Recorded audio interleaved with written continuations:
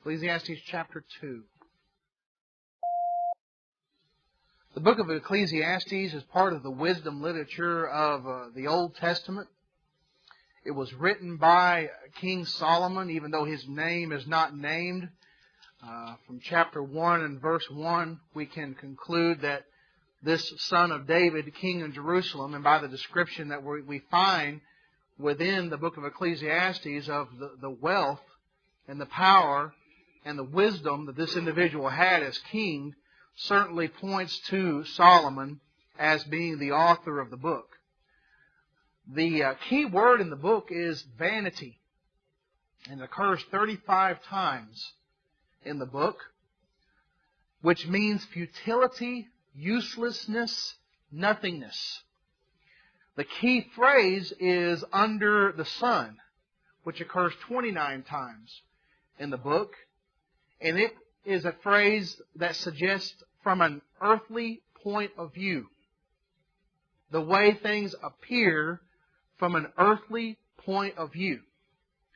And we saw chapter 1 last week of the book of Ecclesiastes, and we see how, as we were introduced to the book, how the book is really kind of pessimistic. It's written to describe, as Solomon, by inspiration, is trying to describe and get over the point of the futility of life, the meaninglessness of life if God is not in your life.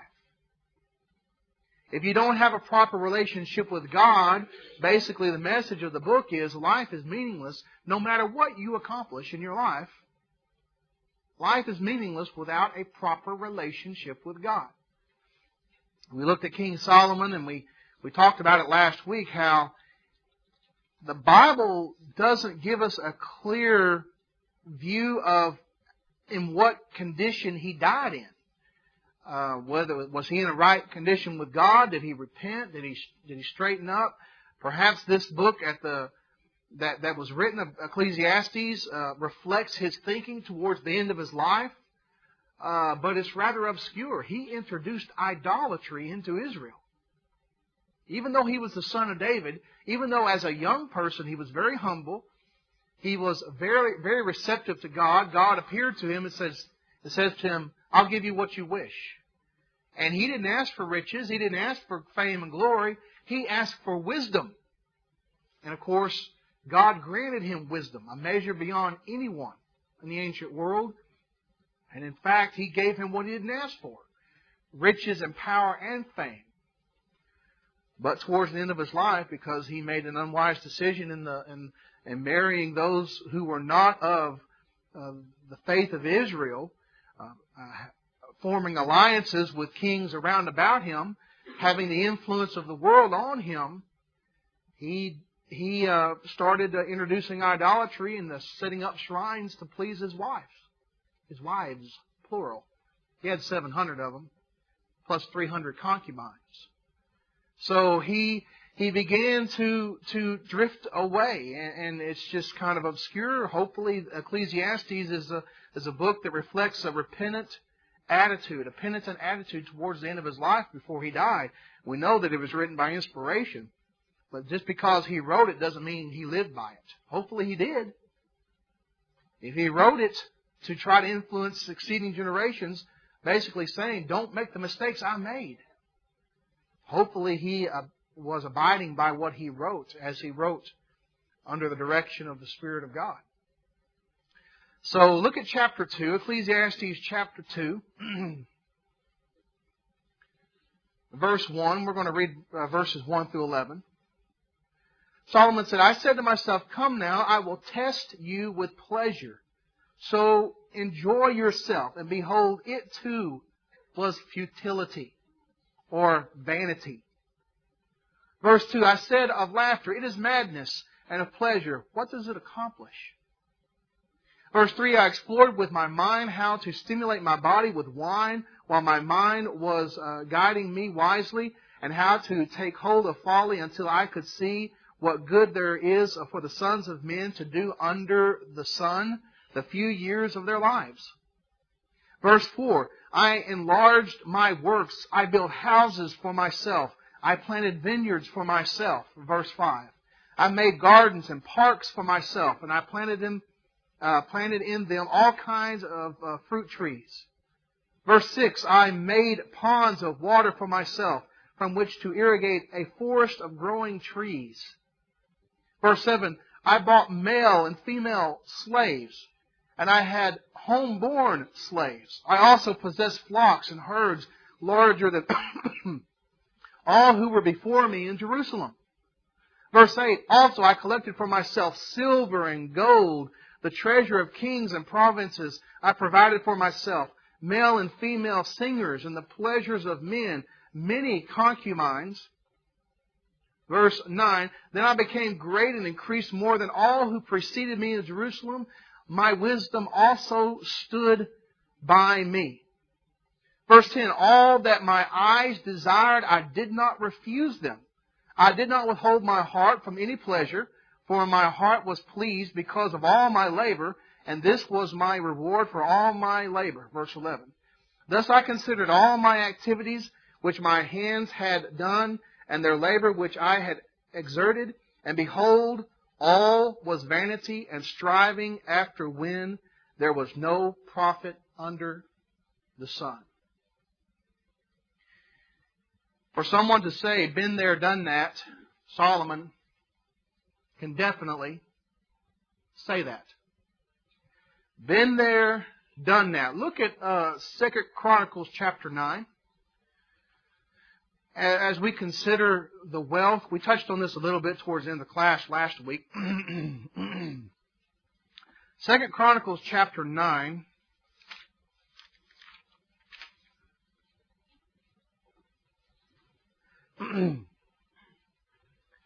Look at verse 13. 2 Chronicles 9 verse 13, talking about the wealth of Solomon. The weight of gold that came to Solomon yearly, annually, was 666 talents of gold.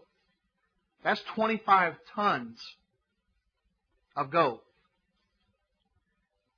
That 25 tons of gold translates into our currency of about $3,836,160,000 in 1 year. And he reigned for 40 years. You multiply this number by 40, you get a figure of about $153,446,400,000 in his 40-year reign. That's just the gold. And someone looks at that and said, man, if I had that kind of money, I tell you what, it would be wonderful. All of my problems would be solved. I guarantee I'd pay off all my credit cards. I'd pay off all my debts. And I would be happy. And that's just the gold. That's just counting the gold. Not talking about all the rest of the stuff. In fact, let's keep reading in 2 Chronicles 9, verse 13. The weight of gold that came to Solomon annually was 666 talents, or 25 tons. Verse 14, besides what was brought by the merchants and the traders, all the Arabian kings and governors of the land also brought gold and silver to Solomon. Verse 15, King Solomon made 200 large shields of hammered gold. Now, these were just for decoration. You really don't want to go into battle with gold. This is just to look pretty. 200 large shields of hammered gold. Verse 15 pounds of hammered gold went into each shield. Verse 16. He made 300 small shields of hammered gold. About 8 pounds of gold went into each shield.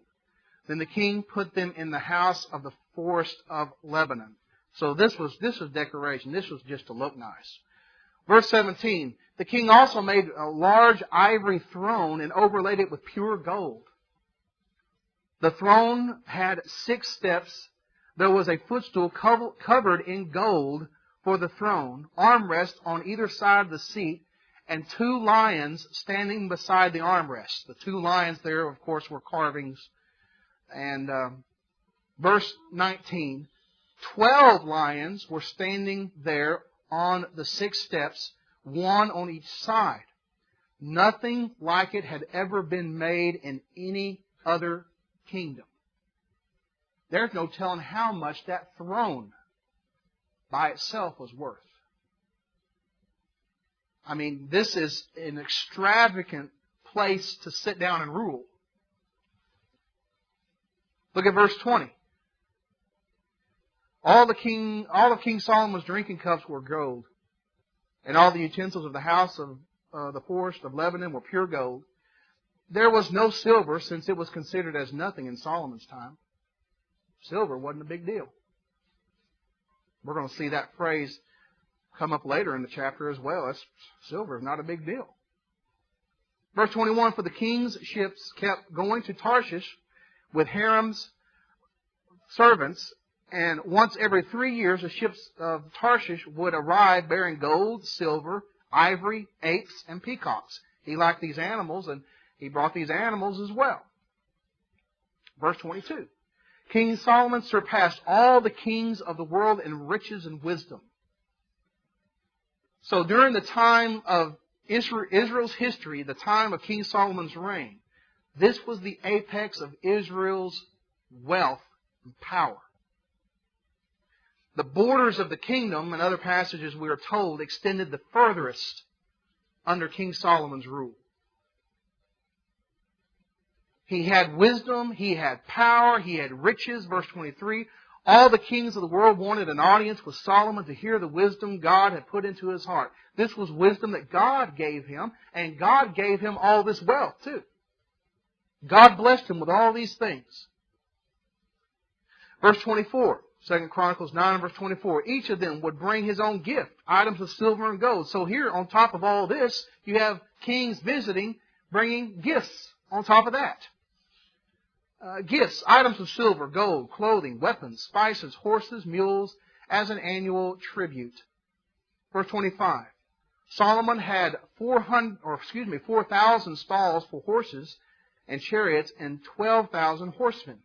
He stationed them in the chariot cities and with the king in Jerusalem. Verse 26, he ruled over all the kings from the Euphrates River to the land of the Philistines as far as the border of Egypt. Talking about the extent of his kingdom. The furthest extent Israel had ever had. Verse 27, the king made silver as common in Jerusalem as stones. And he made cedar as abundant as a sycamore in the Judean foothills. Silver was just like stones. You could just silver, throw it on the ground. It's not a big deal in Israel anymore. I mean, this is how wealthy they were. Verse 28. They were bringing horses to Solomon from Egypt and from all the countries. And so here you have the wealth. And in other places you read about the building project. Of course, he built the temple. And the things that he had built. And all of those things and all of that money and all of that power. And you read in Ecclesiastes chapter 2 that he did all these things. He was a person who said, I want this, and he got it. I want that. He didn't withhold himself from it. He had power, wisdom, money. And he says in verse 11, Ecclesiastes 2 and verse 11, thus I considered all my activities which my hands had done, and the labor which I had exerted, and behold, it was vanity.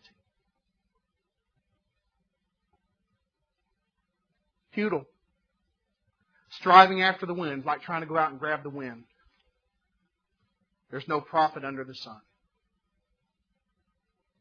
And people think, if I just had this money, if I just had this fame, if I just had this fortune, all problems would be solved. I would be so very happy. Let me give you a few quotes from people who had money. What they said about it. John Rockefeller, multi-millionaire, said this.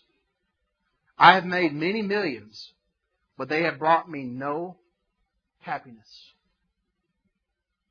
W.H. Vanderbilt said this. The care of $200 million is enough to kill anyone. There is no pleasure in it. John Jacob Astor said, I am the most miserable man on earth. had millions of dollars. The most miserable man on earth. Some might be driving this product here, Henry Ford. He became a multimillionaire, but he says this, I was happier doing a mechanic's job. He was happier when he was poor working as a mechanic than being a multimillionaire. Andrew Carnegie said millionaires seldom smile. And we have people who think that if we just had this money, it would solve everything. And it doesn't. Solomon is saying by inspiration, long before these men's quotes I gave, before they were born, I've been there, I've done that. And it doesn't bring happiness. A life separate and apart from a proper relationship with God is nothing. I'm a loser, Solomon's saying. He had to, think about the throne he would be able to sit upon, that throne that was built, and he could sit there and contemplate this and look at all the things he had in his kingdom and said, I'm a loser without God. One person said this, money will buy a bed but not sleep, books but not brains, food but not an appetite, finery but not beauty, a house but not a home, medicine but not health, luxuries but not culture, amusements but not happiness, religion but not salvation, a passport to everywhere but heaven. Now, is it sinful to be rich? How do you know?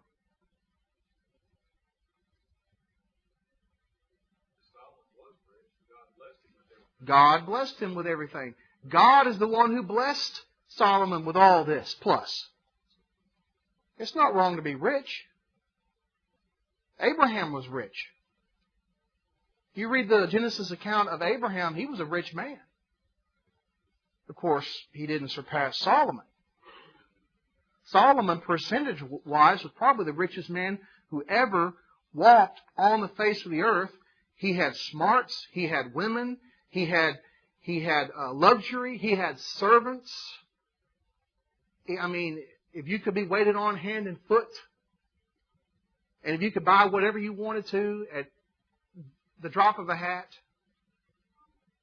and be able to do that, people think, oh, that I would be so very happy. And Solomon said, no. He says, a life apart from a proper relationship with God is meaningless. It doesn't matter how much money you got in the bank. That counters, this book counters the American dream. That we do more to get more, to get more to do more. And we are so bent out of shape about the almighty dollar, both as individual Christians we are, and as congregations we are, that we need to take a serious look at what Solomon said. As an individual Christian, we have a nice house. We are the wealthiest people on the face of the earth. We talk about all these riches and stuff, and we're going to look at some passages in the New Testament about riches, and we think, oh, that's talking about people that's got all that kind of money. That's talking about us. Those who are considered on the poverty level in America are far richer than most of the world.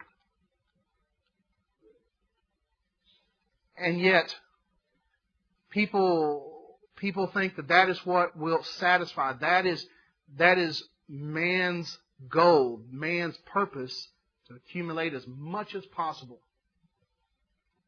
And you might have a good career making bukus of money, and you might have a nice car, several of them.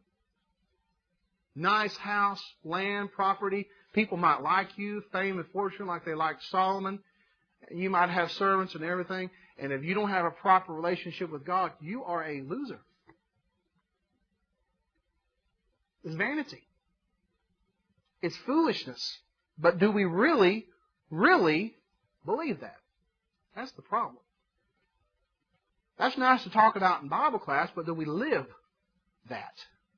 and understand the value of spiritual things over making money.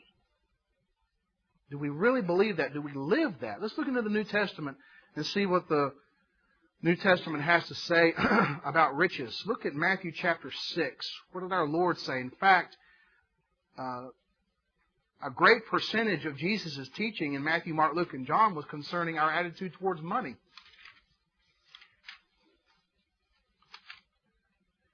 Matthew chapter 6, verses 19 through 21. Jesus says, "Do not collect for yourself treasures on earth, where moth and rust destroy, and where thieves break in and steal, but collect for yourself treasures in heaven, where neither moth nor rust destroys, or where thieves don't break through and steal. For where your treasure is, there your heart will be also." You focus on the spiritual things. You focus on them. Not wrong to have treasures on earth. Not wrong to have a bank account and savings. We got a little bit of savings ourselves. Not a whole lot, but we got a little bit ourselves. Nothing wrong with that.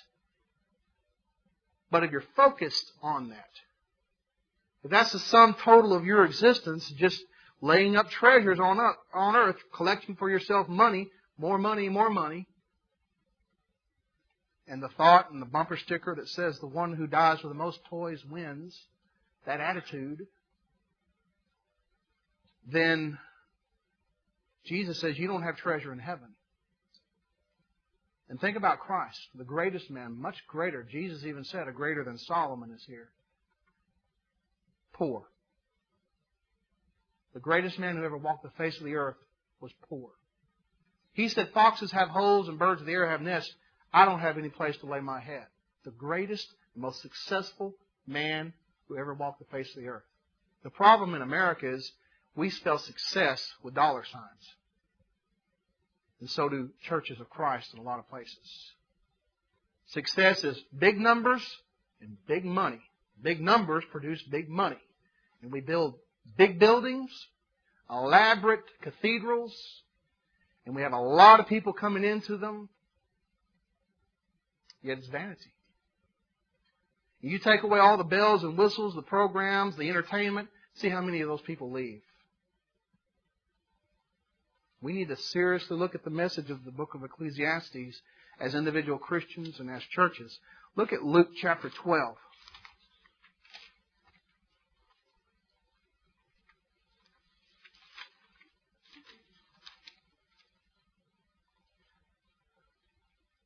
Luke chapter 12 and verse 13. It says, someone from the crowd said to Christ, "Teacher, tell my brother to divide the inheritance with me." That sounds like something fair. But Jesus responded in verse 14, "Friend, who appointed me a judge or an arbiter over you?" In other words, Jesus' mission on earth was not to solve family disputes over inheritance. That wasn't His mission. That wasn't His work. Verse 15, He then said, "Watch out and be on guard against all covetousness, because one's life is not in the abundance of his possessions." That's the whole book of Ecclesiastes in one verse. That's a summation of the book. Life does not consist of how much stuff, how much money you have, how much fame and fortune that you have. Life's not about that. You know, and I don't keep up with any of these actors and stuff. I don't get starstruck. I think it's ridiculous how they act and pat each other on the back and give each other rewards and stuff. I could care less about getting anyone's autograph or anything like that.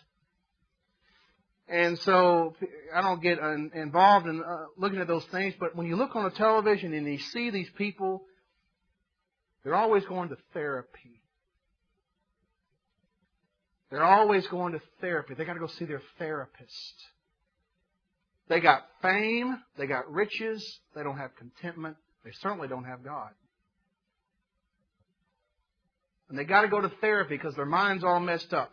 And so what will make me happy? Well, I've got all these riches. I got all this fame. That's not enough. Okay, I got to go have plastic surgery.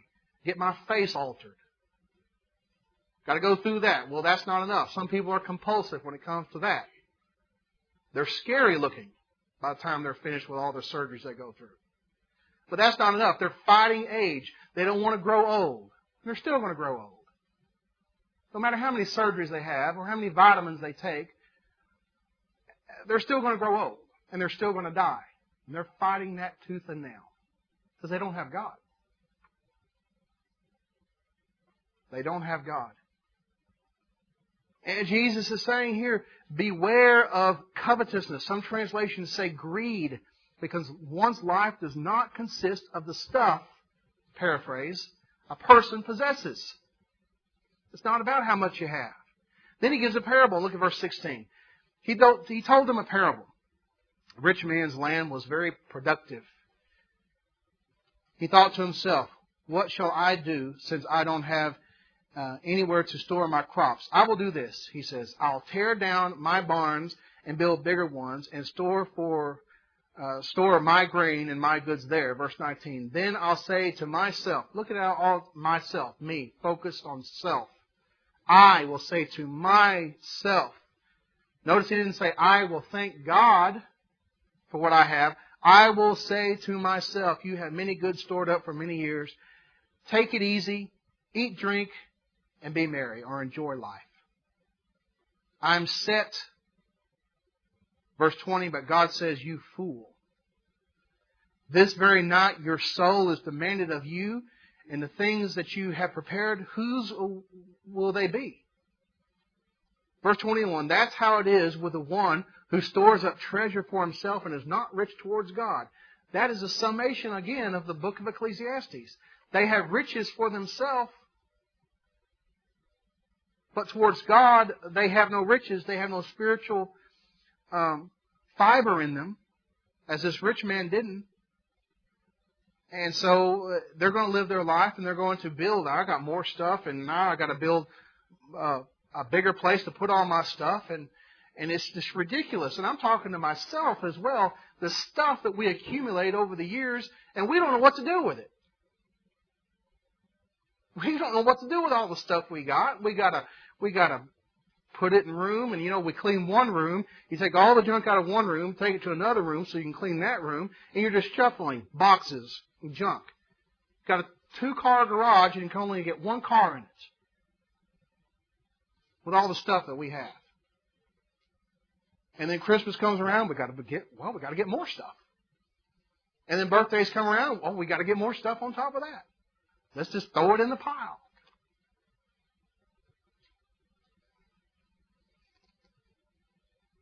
Matthew chapter 19. Again, nothing wrong with having the stuff. God blesses us with those things. But when it becomes a hindrance to us, spiritually speaking, then that becomes the problem. Matthew chapter 19 and verse 16. Just then someone came up and asked him, Teacher, what good thing must I do to have eternal life? He says in verse 17, Why do you ask me about what is good? He said to him, There is only one good, and that is God. He says, if you want to enter into life, keep the commandments. Verse 18. Which ones? He asked him. Jesus said, Do not murder, do not commit adultery, do not steal, do not bear false witness, honor your father and your mother, love your neighbor as yourself. Verse 20, I have kept all these, the young man told him. What do I still lack? Now here's where Jesus is going to tell him what he needs to hear. Not what he wants to hear. He's going to tell him what he needs to hear. If you want to be perfect, Jesus said to him, Go sell all your belongings, give it to the poor, and you will have treasure in heaven. Then come and follow me. Now you think if Jesus said that to us. He didn't say that to everyone.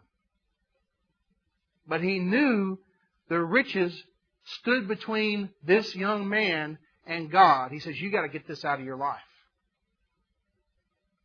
What if He said that to you? I want you to sell everything you have,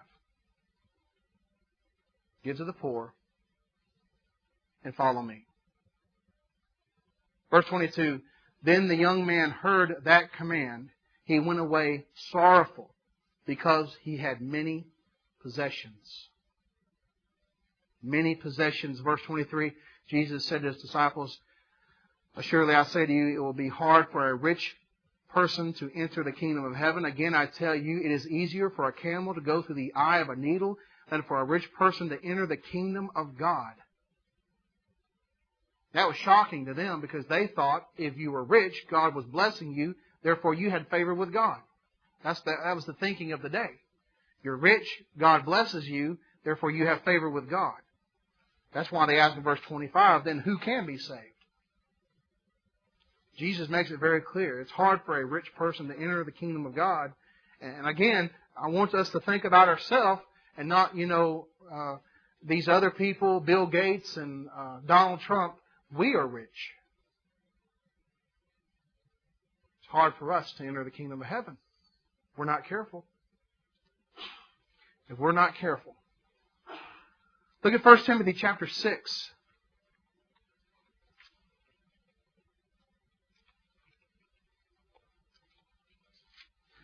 1 Timothy chapter 6, verse 6.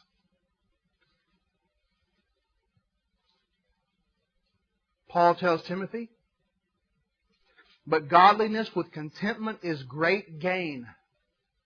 He says in verse 7, for we brought nothing into this world and we cannot take anything out. You came into this world with nothing, you're not going to take anything with you. You never see a hearse pulling a U-Haul. Can't take it with you. Verse 8, but if we have food and clothing, we will be content with these things. Verse 9, but those who want to be rich. Question, not asking for a show of hands. Who here wants to be rich? If you want to be rich, it's talking to you. Those who want to be rich fall into temptation, a trap, and many foolish and harmful desires which plunge people into ruin and destruction. Verse 10, for the love of money is the root of all kinds of evil. Not money. You hear people quoting this all the time. Money is the root of all evil. No. The love of money is the root of all kinds of evil. And by craving it, some have wandered away from the faith and pierced themselves through with many pains. How many people have departed from the faith because of their riches? I believe these passages right here, in principle, teach us that we should not be involved in anything for the focus of getting rich. The lottery. We shouldn't be gambling. Because you think about what's behind the lottery, you think about what's behind gambling in general, greed. It's the greed factor. That's what drives it. Christians shouldn't be desiring that. Now, that doesn't mean you don't get a job and when you get promotions, you get more money. That doesn't mean that's wrong. But you're not living for that. You're living for Christ. He is the focus of your life. Now, look at what he says to the rich. 1 Timothy 6, verse 17, instruct those who are rich in the present age not to be arrogant or set their hope on the uncertainty of riches, but on God, who richly provides us with all things to enjoy. He doesn't tell them to sell all their possessions and give to the poor. He says to the rich, you don't be arrogant. Don't think you're better than everyone else just because you might have a better house or a better car or a little bit more money in the bank. Don't be prideful. Don't set your mind on uncertain riches, but on God who richly provides us with all things to enjoy. Instruct them to do good, to be rich in good works, to be generous, willing to share, storing up for themselves a good foundation for the age to come, so that they may take hold of life that is eternal. And so, here is the focus of your life, rich, on spiritual things. He says to the poor, don't desire to be rich. Then he says to the rich, you keep your focus on spiritual things. You use those riches to help those who are in need. You help them. You be rich in good works and do God's will. When you look at the book of Revelation, we won't take the time to turn over there, but one of the few congregations within the 7 churches of Asia that Christ approved of, was a congregation that was poor. Yet they were rich spiritually. And it was one of the ones that was approved of by Christ. The ones that were wealthy, one of the ones that was wealthy, Christ had to rebuke. Didn't have much good to say about them at all. That brings us back to the book of Ecclesiastes. I think the point is very clear for us that we've got to have our focus on spiritual things. As the song says, this world's not our home. We're just passing through. Why should we be focused on so much of the here and now? Materialism. Got to have more and more and more things. And we need to look at Solomon, who had more than we could ever think about having. And he says it's not going to bring you happiness. It's emptiness. Any comment or question? Yes?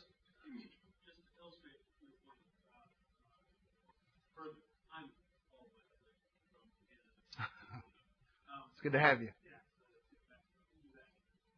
Just to show how far this attitude of stuff has gone in our society today. Hopefully, many of you have heard of the tsunami in Southeast Asia. Yes.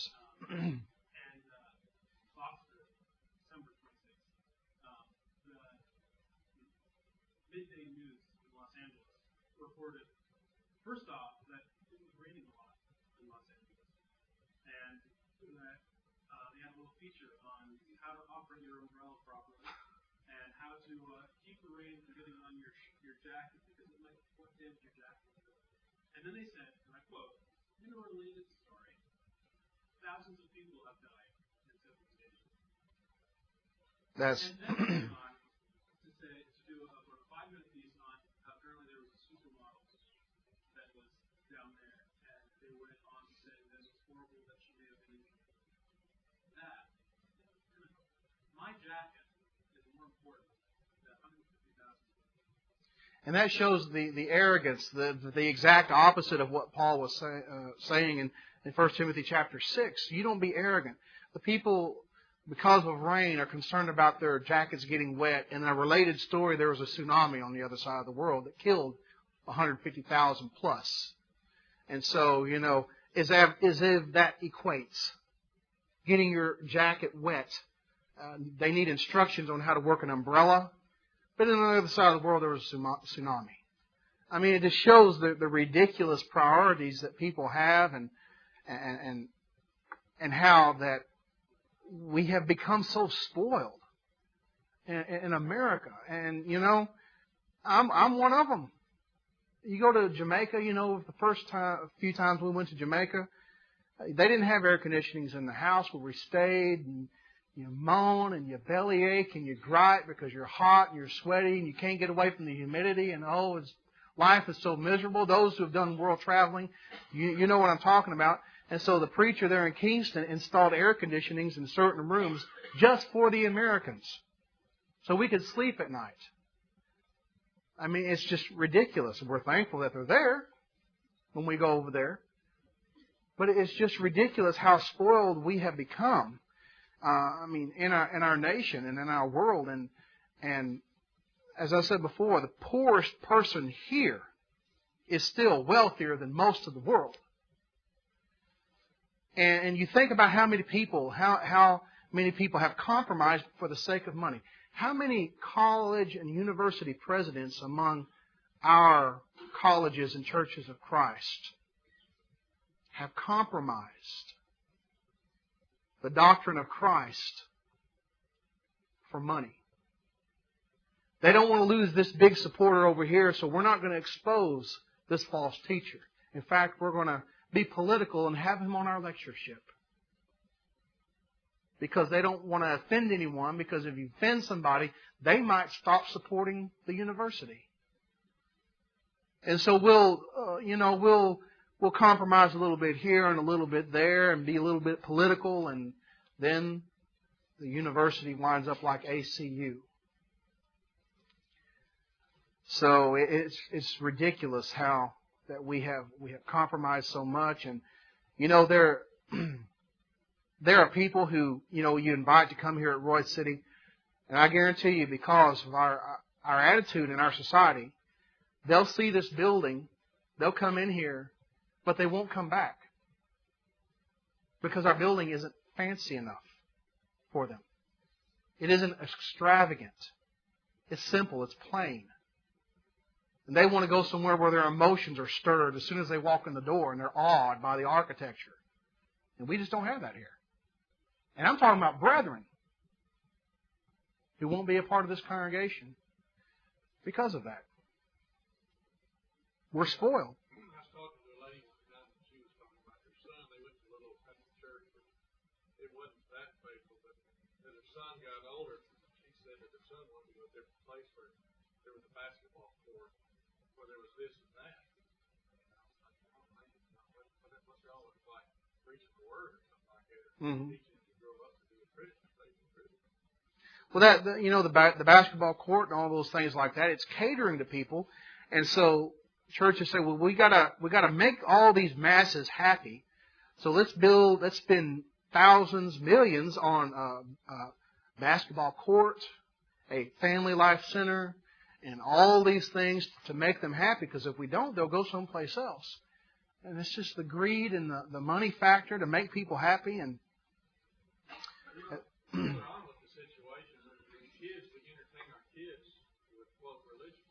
what happens when these kids go to be adults? Right. They really can't handle any kind of sound preaching. And then what are they going to do with their kids? These children grow up on puppet shows and entertainment. They never get no solid book, chapter, and verse teaching. And they grow up, and what do they want? They want it in the church. They want that entertainment that they grew up on, later on in life. It's like a child that is just fed sweets all the time. As a youngster, what are they going to want when they grow up? Sweets all the time.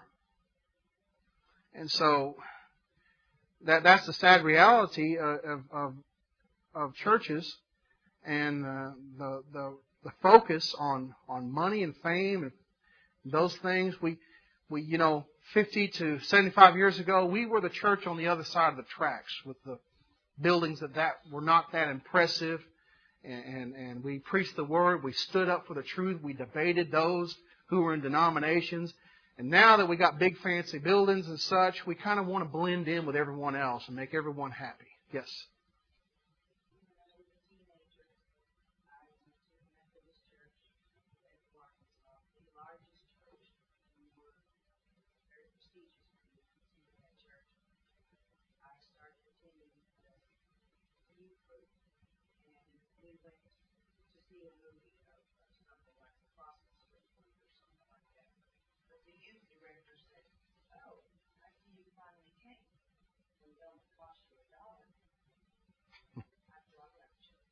Right. Right. It's the snobbery that there is among people and among religious people. It's something that comes with being blessed. I've talked to Jennifer about this. Are we really doing our children a favor when we lavish them with all kinds of toys, everything they ever want, and they grow up spoiled, and they think that's how life is? We're not those of the older generation who grew up during the Depression, learned how to work for what you needed. Are they not the ones who are more appreciative and more thankful for what they have? So the concern about getting a well-paying job, nothing wrong with that in and of itself. Nothing. It's a blessing from God if it's used correctly. But then our children, they want this. Well, we buy it for them. They want that. I mean, you just go to Walmart and fill up the cart, whatever the kid wants. Are we doing them a service by doing that? Yes.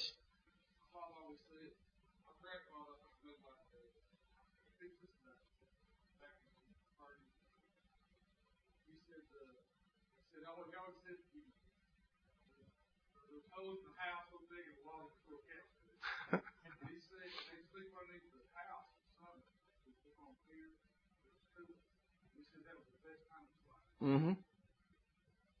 When you have to struggle for something, when you have to put effort into it, it means more to you. And you seem to be thankful. And I'm one that grew up spoiled. I'm going to be honest with you. My dad had a good paying job. Worked at LTV, which was called Vault, and a bunch of other names because it got sold and bought all so many times. And I was well taken care of. And I think to a large extent that was a disservice to me in a lot of ways.